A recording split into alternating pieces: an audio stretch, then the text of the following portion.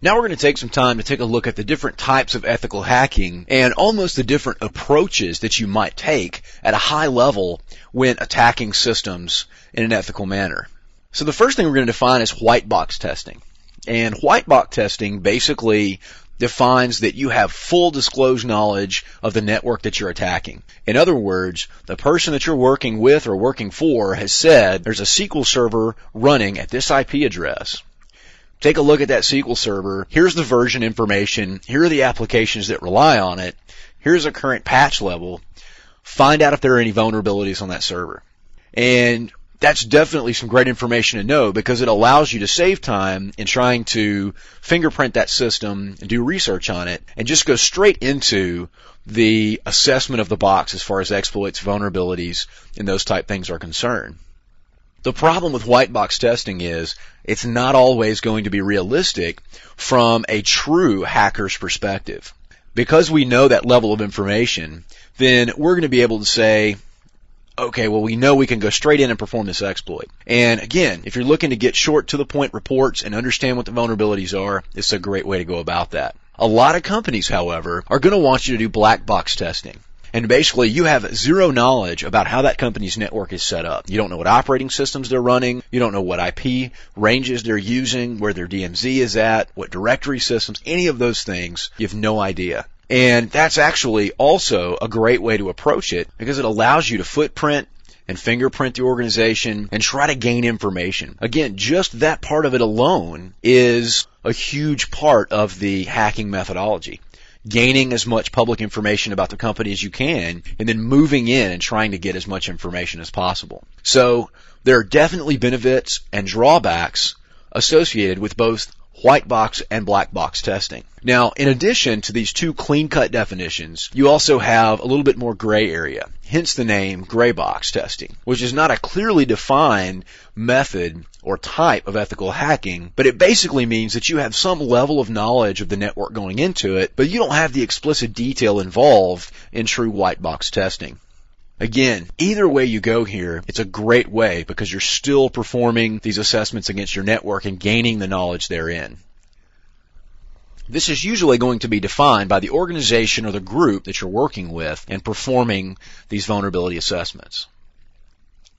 Speaking of vulnerability assessments, we can actually break down the additional type of assessment that we're doing by defining vulnerability assessments and penetration testing.